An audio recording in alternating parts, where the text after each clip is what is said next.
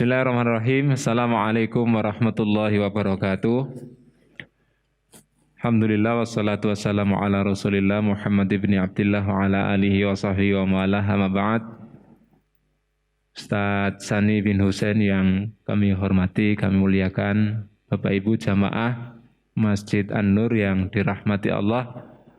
Syukur Alhamdulillah sore hari ini di hari yang ke-20 bulan suci Ramadan kita bisa bersilaturahim bersama warga Muslim Pondok Surya Indah untuk melaksanakan kegiatan buka puasa bersama. Mudah-mudahan ibadah kita dalam 20 hari yang sudah kita jalankan ini diterima oleh Allah Subhanahu wa taala. Amin Allahumma amin. Salawat dan salam kita sampaikan kepada junjungan kita Nabiullah Muhammad sallallahu alaihi wasallam.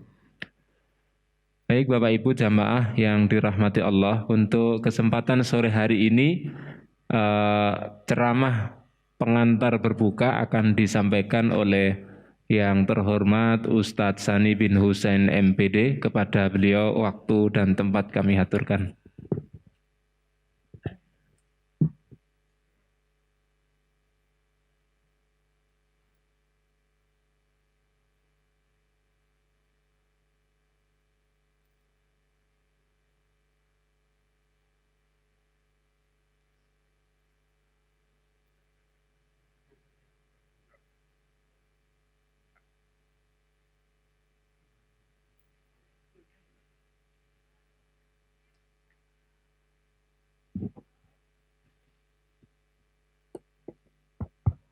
Saya diskusi sama beliau dulu, karena pada hakikatnya beliau ini guru saya.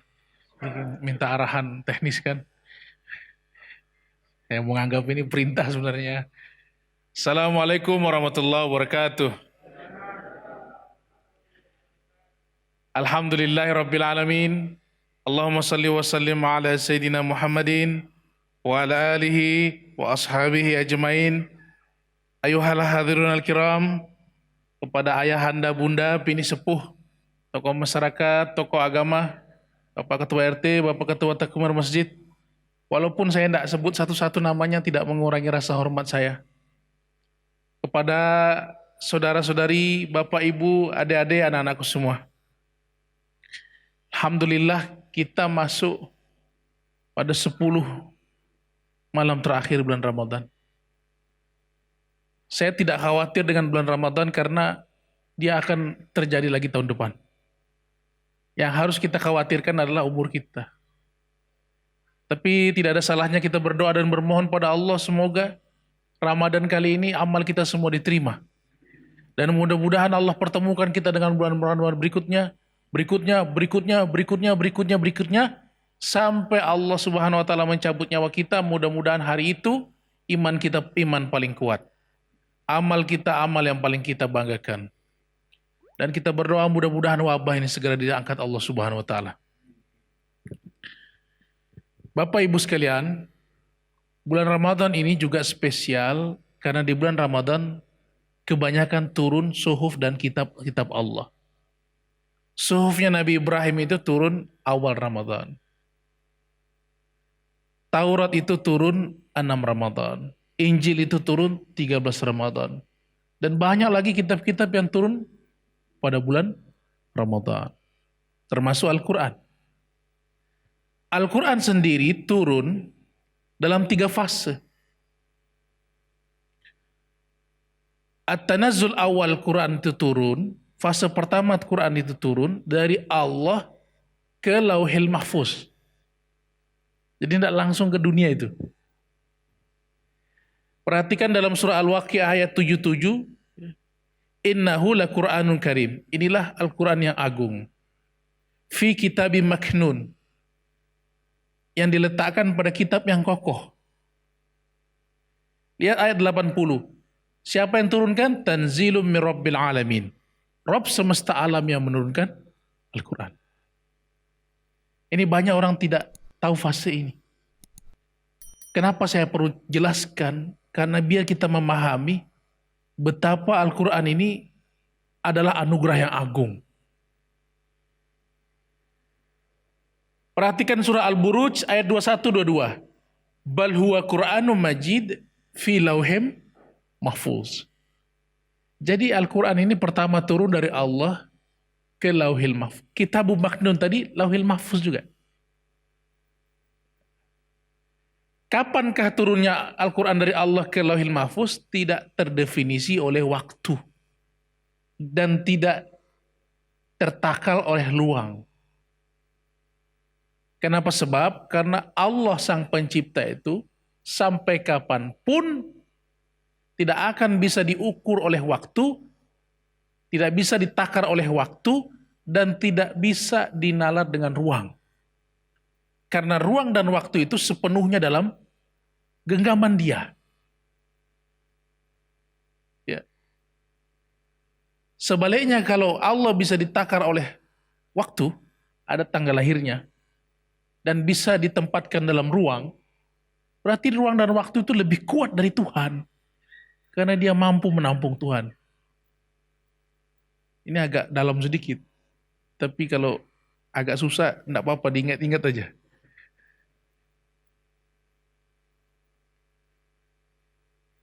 Begitupun dengan Kitabun Maknun, Lauhil Mahfuz itu tempat tercatatnya semua ruang dan waktu. Sehingga tidak berdaya itu ruang dan waktu dalam kitab catatan itu.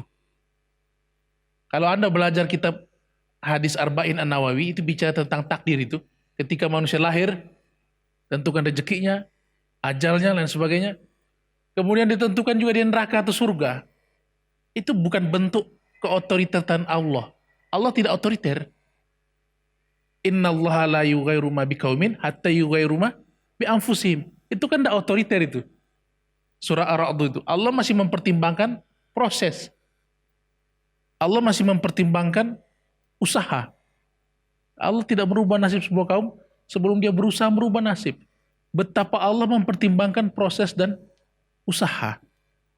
Lalu kenapa dalam hadis itu disebutkan, sudah tahu Allah masuk neraka atau surga? Itu bukan bentuk otoriternya Tuhan, tapi hendak menunjukkan betapa maha dahsyatnya Dia. Sebelum itu terjadi, Dia sudah tahu. Jadi ilmu Allah itu menembus rentang waktu. Itu masih dilahirkan. Pengetahuan Allah itu sudah sampai pada orang tahu bahwa orang itu masuk neraka atau masuk surga. Subhanallah. Subhanallah. Masya Allah. Betapa tak berdayanya waktu di hadapan Sang Pencipta. Dan waktu itu pernah dibuat sangat tidak berdaya. Dalam Quran ada beberapa waktu. Ketika seorang nabi yang melihat Baitul Maqdis itu hancur, ditidurkan, sampai kudanya itu sisa benulang itu. Dan nanti dia ketemu dengan cucunya lebih tua dari dia. Ada juga sekumpulan pemuda yang lari dari raja yang zalim. Dia tidur dalam gua. Ditidurkan bukan hanya semalam dua malam, tapi 300 tahun lebih. Masya Allah. Bahkan ketika Nabi Isra dan Mi'raj, ini kehidupan sedang berlangsung. Tapi Allah menggelar tampilan-tampilan di surga dan neraka. Padahal alam semesta masih by proses, berjalan dengan semua kejadian. Belum final. Tapi ditampilkan finalnya itu di surga. Ini masuk surga, ini masuk neraka. Dan Nabi menyaksikan itu. Jadi kalau Anda bertanya tentang waktu kepada Tuhan kita, Allah, bukan tidak ada jawabannya. Kalau tidak ada jawabannya itu masih untung. Nanti bisa dicari-cari jawabannya. Tapi tidak relevan. Jangan bertanya tentang waktu kepada Allah. Tidak relevan. Dan jangan bertanya tentang ruang kepada Dia. Dia sedang di mana sekarang? Tentang gambaran aras itu kan untuk menghibur pikiran kita yang serba terbatas ini. Allah sebenarnya mampu itu. Mengurus alam semesta ini tanpa malaikat satupun. Tapi kenapa Allah ciptakan malaikat? Untuk memberi ketenangan alam pikir kita ini. Kan pikiran kita ini yang megah itu selalu banyak membantunya. Betapa terbatas kita.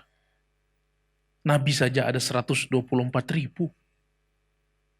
Saking sayangnya Allah, Allah cuma ngasih berapa? 25. 25 kita 0,00 sekian persen. Ustadz, kenapa Allah tak kasih tahu yang 25? Yang 124.000, ya karena dia kasihan dengan kita. Allah tahu betul kapasitas pikiran kita. Yang 25 aja kadang-kadang kada hafal, apa menantangi 124.000. Yang kedua, kalau setiap nabi diceritakan satu lembar dalam Quran, maka ada 124.000 lembar. Jadi Quran lebih tinggi dari gedung ini. Yang segini aja kadang-kadang kita susah cari waktu. Apalagi yang lebih tinggi dari gedung ini. Bentuk kasih sayang dia. Tapi yakinlah, yang 25 itu sudah cukup mewakili karakter yang 124.000. Jadi saya kembali yang ke tadi, Al-Quran itu fase pertama dari Allah ke Lauhil Mahfuz. Ustadz turunnya kayak apa? Turunnya semuanya. Dari Al-Fatihah sampai An-Nas. Dan rapi berjajar. Bem. Bayangkan itu. Bayangkan, jadi Pak semua. Bem. Nah, fase yang kedua, At-Tanazzus Tsani itu, dari Kitabul Maknun yang namanya Lauhil Mahfuz itu, turun ke langit dunia. Kata Nabi, Fusilal Quran min dzikri. Al-Quran itu dipisahkan dari Lauhil Mahfuz. Lauhil Mahfuz kadang-kadang disebut dengan ila dzikri. Kemudian kemana? Fawudi'a fi baitil izzati minas sama'id dunya. Diturunkan ke Baitul Izzah, langit dunia. Ini fase kedua. Saya ulangi pelan-pelan ya. Dari Allah ke Lauhil Mahfuz. Pertama. Dari Lauhil Mahfuz ke Baitul Izzah, langit dunia. Kedua. Itu Nabi menyatakan dalam hadis riwayat Al-Hakim itu. Ustaz, dasar Qur'annya ada? Ada. Ad-Dukhan ayat 3. Inna anzalnahu fi lailatin mubarakah. Al-Quran itu turun pada satu malam yang penuh berkah. Al-Qadar ayat 1. Inna anzalnahu fi lailatil qadar. Nah fase kedua ini, karena dia menyentuh langit dunia, sudah ada tanggalnya. Berapa tanggalnya itu? 17 Ramadan. Yang pertama kan tidak ada tanggalnya. Nah tidak bisa. Yang kedua ada tanggalnya, 17 Ramadan. Itulah yang diperingati secara seremonial di Istana Negara, di negara Malaysia, Brunei, Thailand, dan semua 17 Ramadan. Itu pun turun seutuhnya. Dari Al-Fatihah sampai An-Nas. Bleng. Ke Baitul Izzah. Cuma yang menarik, At-Tanazzus Salis ini, tahapan ketiga turunnya Quran, dari Baitul Izzah kepada baginda Nabi SAW agak unik. Kenapa saya bilang unik? Karena begini, turunnya itu tidak seperti turun yang pertama dan kedua. Langsung, bluk, satu paket. Ini enggak, sedikit-sedikit. Berangsur-angsur, dan enggak urut. Ustaz tahu dari mana itu? Quran surah Al-Isra ayat 106. Wa Qur'anan faraqnahu litaqra'ahu 'alan nas 'ala muktin wa nazzalnahu tanzila. Dan Al-Quran kami turunkan dengan berangsur-angsur agar kamu membacakannya perlahan-lahan kepada manusia dan kami turunkan bagian demi bagian. Dan yang menarik Al-Fatihah tidak turun duluan itu. Walaupun dia umul Quran. Tapi justru yang turun duluan yang juz 30. Iqra' bismi rabbikal ladzi khalaq. Lah Ustaz, kok jadi tidak urut kayak gitu? Timbul pertanyaan besar kan? Rupanya kalau kita kupas ini, misteri di balik ini, kita justru tidak menemukan celah. Tapi justru menemukan bentuk kasih sayang Allah. Kembali kasih sayang Allah. Karena para sahabat yang di sekeliling Rasulullah itu ada yang tidak bisa baca dan tulis. Itu tidak sedikit. Dan untuk mengajari orang-orang yang tidak bisa baca dan tulis, maka metode pembelajarannya adalah metode kontekstual eksperimental. Artinya apa? Setiap ayat yang turun itu mesti ada kejadian sosial yang mengiringinya. Ini banyak kalau mau dikupas. Karena bentar lagi buka. Jam berapa Ustaz? Jam 18 lewat berapa? Jam 18 lewat berapa Ustaz ya? 15 ya? Nah, kita pasang jam paling cepat siapa nanti? Saya lanjut lagi. Saya ambil satu sampel. Ketika Abdullah bin Umi Maktum, dia itu tunanetra.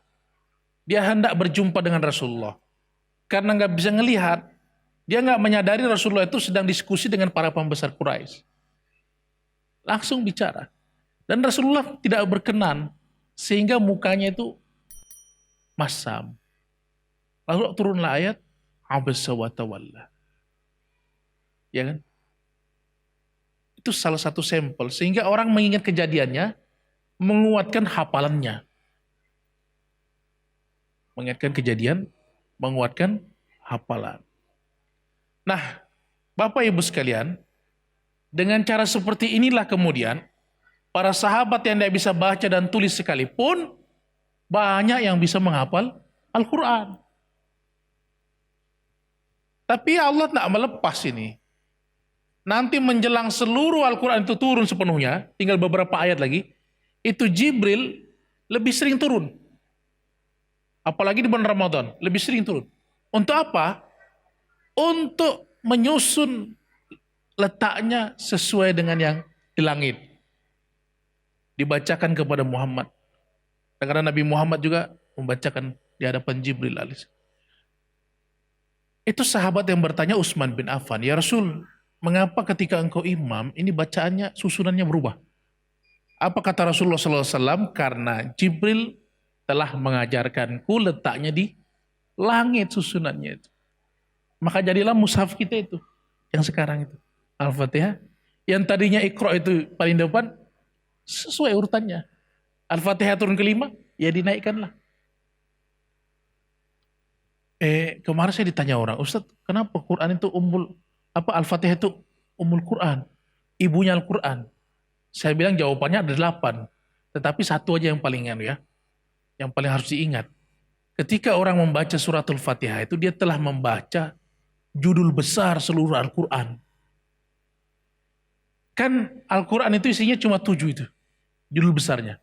Bismillahirrahmanirrahim. Tentang Al-Quran itu berisi tentang cara Allah mengenalkan dirinya kan. Alhamdulillahirabbil alamin. Al-Quran itu yang kedua bicara tentang cara kita memuji dia, mensucikan dia kan. Sabbihisma rabbikal dan seterusnya. Begitu banyak ayat seperti itu. Ar-Rahmanir-Rahim. Al-Quran juga bicara tentang kasih sayang Allah. Bahkan ada satu surah yang setengah surah itu ayatnya sama bunyinya itu. Surah Ar-Rahman. Maliki Yaumiddin.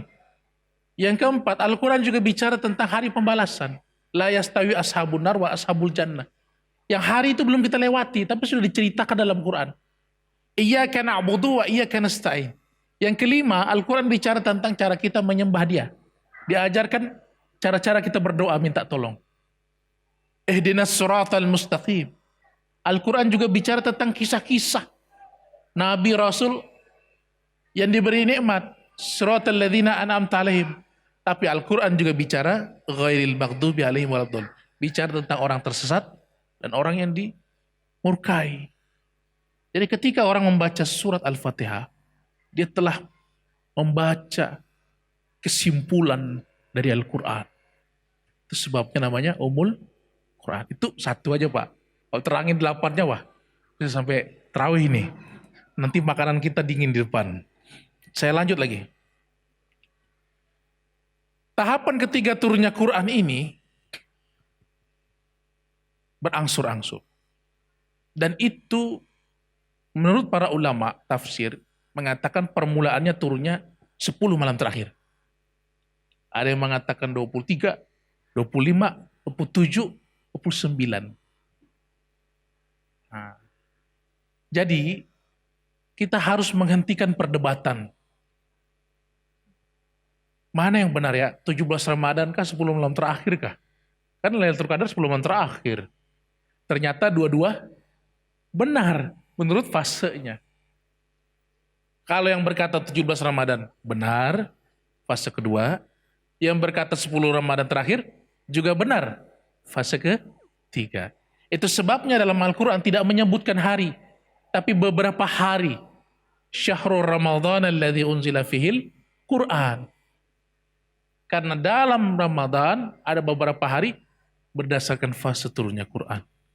Subhanallah. Betapa agungnya Quran itu. Masya Allah. Nah, Bapak Ibu sekalian, masih saja ada orang mengatakan Al-Quran itu kitab yang baru. Itu keliru. Keliru 1000 kali keliru.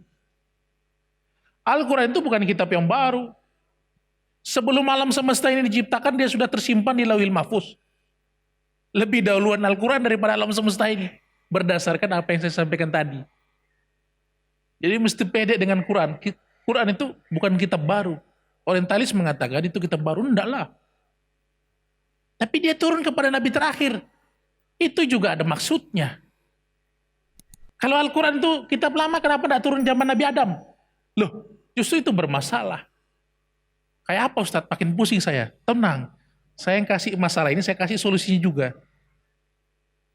Kenapa Al-Quran itu tidak turun zaman Nabi Adam alaihissalam? Alasan pertama adalah karena pengikut Nabi Adam alaihissalam tidak lebih dari keluarganya sendiri. Dan untuk mengurus urusan keluarga tidak perlu kitab yang tebal. Cukup 10 lembar suhuf. Dalam riwayat. Makanya bapak-bapak, saudara-saudara, adik-adik yang mau menikah, dalam rumah tangga itu jangan terlalu banyak aturan. Yang paling penting itu banyak kasih sayang. Banyak perhatian. Sama yang terakhir, banyak transfer. Ibu-ibu kalau dengar paket itu senang. Paket berebutan itu. Itu yang pertama. Karena Nabi Adam alaihissalam itu Nabi untuk rumpun keluarga. Pengikutnya tidak lebih dari keluarga sendiri. Kan Nabi ini pergerakan rumpun. Nabi Adam ini kan Nabi untuk rumpun keluarga. 10 lembar suhuf. Nabi Idris alaihissalam Nabi untuk rumpun wilayah. Makanya agak banyak suhufnya, 50 lembar.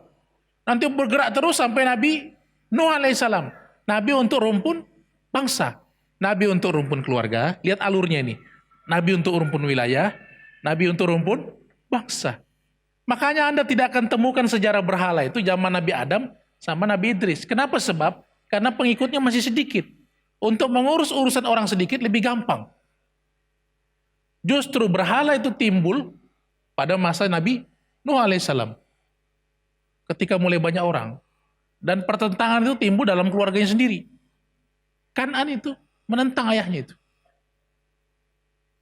Itu alasan pertama. Karena pengikut Nabi Adam tidak lebih dari keluarganya sendiri. Alasan kedua, kenapa tidak turun zaman Nabi Adam, manusia pertama dan Nabi pertama? Itu karena ada beberapa ayat Al-Quran yang kita punya sekarang ini yang memang tidak boleh berlaku di zaman Nabi Adam, karena belum masanya. Dan ini juga ada beberapa, cuma saya tidak bisa sebut, saya ambil satu saja.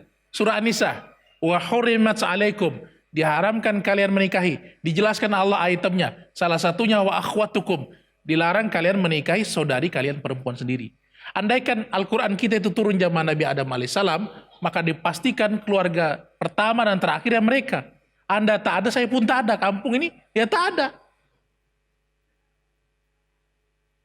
Jadi mau nikah sama siapa? Sama dinosaurus.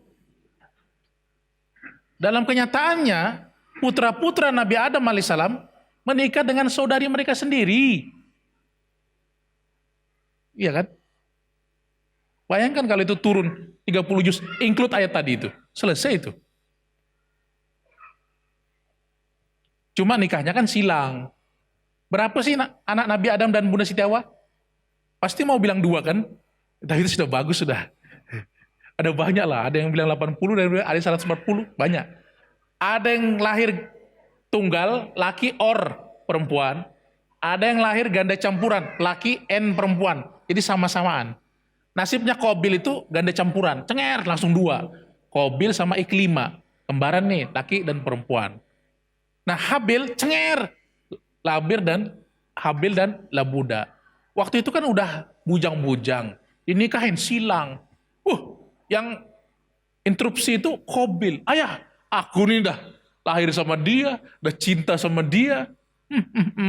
Sekarang masih tidak nikah, anak-anak muda yang belum nikah. Siapkan ruang hati Nina untuk menerima kenyataan. Jangan sedih, jodoh itu di tangan Allah. jangan terlalu terpaku pada satu hal itu. Ustadz kayaknya paham betul ya. Saya juga sering mengalami seperti itu dulu. Dulu. Perih masa lalu itu.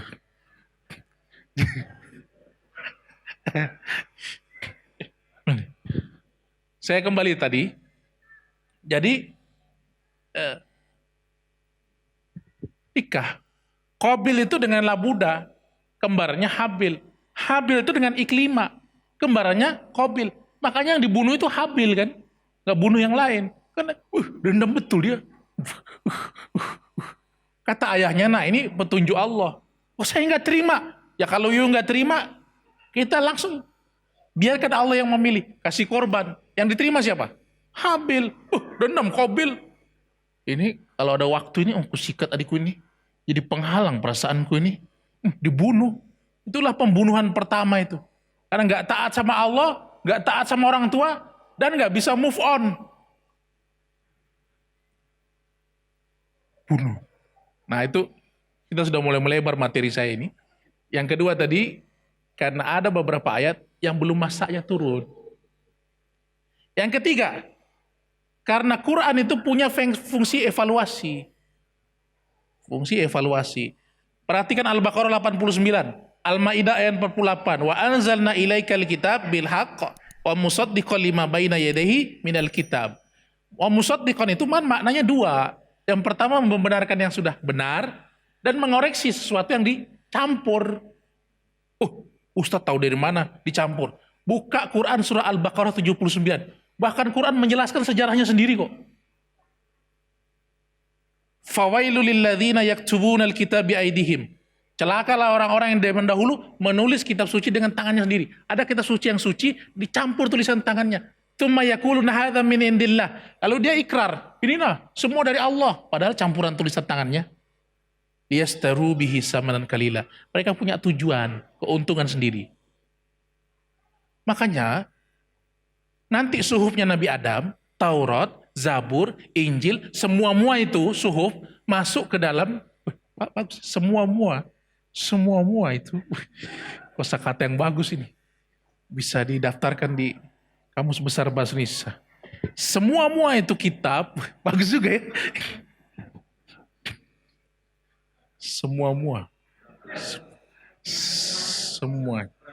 Semuanya, nah semua baru lega ibu. Semuanya Taurat, Zabur, Injil masuk dalam Quran, semuanya plus dalam versi yang original, yang valid, yang suci. Dan itu mesti turun kepada Khatamul Anbiya supaya fungsi evaluasinya jalan. Ketahuan kan yang dicampur itu ketahuan kan? Ketahuan semua. Bayangkan kalau Quran itu turun zaman Nabi Adam, dia kehilangan fungsi evaluasi. Bagaimana sesuatu yang duluan datang mengoreksi yang sesudahnya. Sudah mau buka, yang terakhir itu isyarat. Kenapa tidak zaman Nabi Adam, Nabi Muhammad? Karena Al-Quran itu beda dengan kitab sebelumnya dalam rentang waktu dan ruang lingkup. Taurat, Zabur, Injil itu dan semua kitab-kitab sebelumnya itu sifatnya parsial untuk bangsa tertentu, untuk golongan tertentu dalam rentang waktu tertentu. Al-Quran simultan untuk seluruh bangsa sepanjang masa. Maka untuk Nabi yang menerimanya bukan Nabi sembarangan lah, tapi Nabi yang paling mulia, Nabi besar Muhammad Sallallahu Alaihi Wasallam. Demikianlah Pak materi.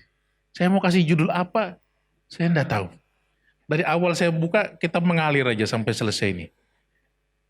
Nanti mudah-mudahan tim editor ini yang canggih-canggih ini bisa menentukan. Tapi saya lihat hasil rekamannya memang beda. Kayak TV nasional aku lihat. Wajah saya itu rada-rada berubah gitu. Nah. Saya rasa, semudah ini kah wajah saya ini? Masya Allah. Wah, profesional. Suaranya juga, wah bisa buat stasiun TV kita nanti nih.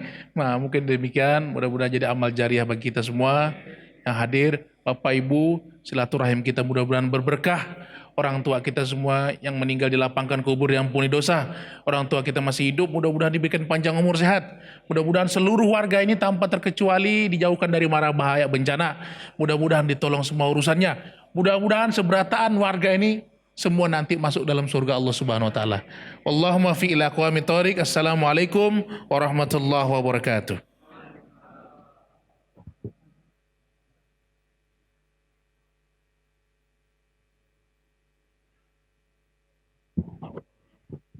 Terima kasih pada Ustadz Sani bin Husin. Mungkin sebelum kita nanti zikir dipimpin Ustadz Udin, minta tolong ditutup doa Ustadz, sekaligus mendoakan salah seorang guru kami, Ustadz Bakhtiar Yunus, yang kemarin menurut informasi beliau sakit dan dirawat di rumah sakit AWS. Monggo Ustadz. لحضرة النبي المصطفى محمد سيوم الفاتحة.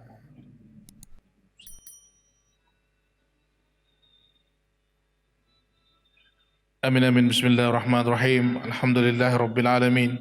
اللهم صل وسلم على سيدنا محمد وعلى آله وأصحابه أجمعين.